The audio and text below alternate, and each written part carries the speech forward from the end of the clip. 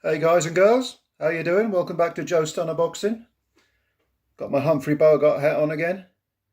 Nick said it was more Arthur Daly than Bogart. People of a certain age will know who Arthur Daly is, and if you do know who Arthur Daly is, you'll think, yeah, Nick's probably right. But anyway, welcome back to Joe Stunner Boxing. Subscribe, like the video, share the video. Any support is welcome and appreciated. Please believe me when I say that. I will start by saying that, but it's true. It's true. Anyway, what are we talking about today? Well, I was thinking about the whole Sky DAZN situation, and I thought, let's do a little sort of the story so far, a little sort of early term report for both these organisations. Let me start by saying I have no preference for either. I'm a boxing fan. The more boxing there is on telly or streamed or whatever the hell it is, the better. I want to watch boxing. You understand? So I never understand why people say they're pro Sky and anti DAZN or vice versa. To me, that's silly. I want them both to succeed, so I don't have a horse in this race. When Eddie Hearn and Matchroom left Sky, my immediate reaction, like a lot of people, was Sky could be in trouble.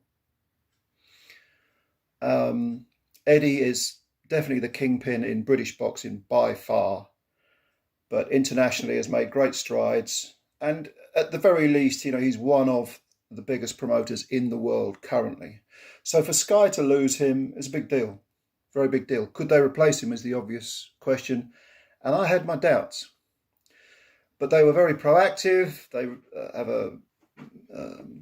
they got the rights to the top rank shows, which of course means you have to do the night shift, which us boxing nuts frequently do. Get the energy drinks in, get the mugs of tea with 3 sugars in, stay up all night, watch some great boxing. The top rank shows got a lot of stars, and there's lots of great fights on them. As far as domestically goes, Sky signed with a boxer, BOXXER, and it's very, very early days. But I have to say, even though the quality so far has not been great, I mean, the Hughie Fury Savannah Marshall show recently was very much a mixed bag. Hughie looked okay against Christian Hammer, who I thought was there to give it a go for a few rounds and then collect his payday. Chris Eubank continues to sort of flatter to deceive. I'm still not sure about the hookup with Roy Jones Jr., but we'll see. But his opponent bailed out when the going got tough, said he had a busted rib.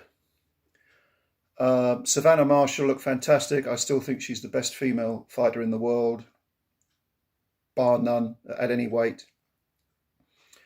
But admittedly, her opponent did her a favour by just coming out kamikaze style and in the first round just trying to blitz her. Didn't get anywhere. Blew herself out after a round, and then Savannah stopped doing the second. No reflection on Savannah, though. She's a very, very good fighter, and I would pick her to beat Shields. But the presentation that Sky did, the way that they packaged their product and presented it, was exactly the high quality that you would expect from someone who's been in the game for 30 years. They are an established platform, and it's going to take time for them to bring the new stars along, to promote them. But Adam Smith, who gets a lot of flack from people, I think a lot of it's unfair. I think he does genuinely care about boxing. I think he's a boxing fan. He's been at Sky for, I think, 27 years or something. And he really cares about the sport. So yeah, the relationship with Boxer, I like the way they presented they presented their fighters. I like the production values. I thought it was all good stuff. But you'd expect that from Sky. And the quality will have to become more consistent. Because to me, on that Fury Savannah Marshall card, the best fight of the night by far was way, way, way down the bill. Who was it? Brad Ray and Jez Smith. What an incredible 8-rounder that was. If you haven't seen it, check it out. I did a video on it. So no complaints about Sky. Early days, there's always that transitional period where you settle in. but promising, promising.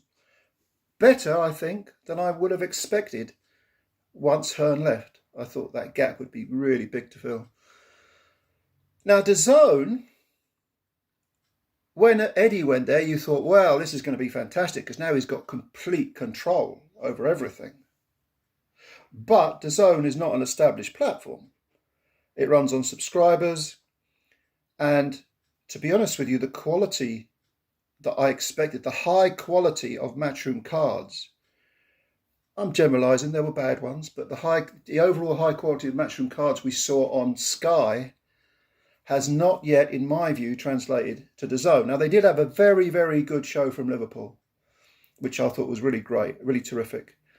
You know, Fowler and Smith, that was a great fight. The Cheeseman fight where he got knocked out. The opponent's name has slipped my mind, so I apologise for that. But that was a barn burner. That was a fantastic fight. But if you look at it overall so far, I thought that Fight Camp this year, 2021, was inferior to the 2020 version. There was also 1 week less. I think there were 3 weeks of Fight Camp this year, 4 weeks in 2020. The 2020 shows were much, much better. For me, they were the high point of lockdown boxing. And credit to Hearn and Matchroom for doing that. But this year, they were kind of damp squibs overall. I wasn't impressed. Now, Eddie, of course, having moved to DAZN, having complete control over his shows, has had to put together a production team, bunch of presenters. It all takes time for everything to gel together, for everything to evolve, for people to become familiar with the setup. I don't think DAZN's production values have been that bad. I think they've been decent. But what was it Eddie said about going to DAZN, a game change or something? No, not really. Not really. Because it looks to me like, almost like Sky 2.0. And of course, people like Bellew were with Sky and have moved over to DAZN. So there's that familiarity there anyway. So I think there are teething problems with DAZN. There's also been the issue of pay-per-view. Originally, it wasn't going to be on DAZN. Now they're talking about it. If you're a DAZN subscriber, which I am, you would have received the questionnaire where they're testing the waters, seeing, will you pay? How much will you pay? What would you pay for this fight? What would you pay for that fight? The usual stuff. And regardless of Eddie's nonsensical spin about, pay-per-view, but, it'll only be for the absolute biggest fights. And you would have got a pay-per-view on Sky, but it'll be free on, don't give me that crap. Shut up, Eddie, shut up. Okay. You said there weren't going to be any pay-per-views. You've backtracked. Okay. Just be honest about it. Okay. So there's that issue in the pot as well. Pay-per-view with DAZN. We'll have to see how that unfolds.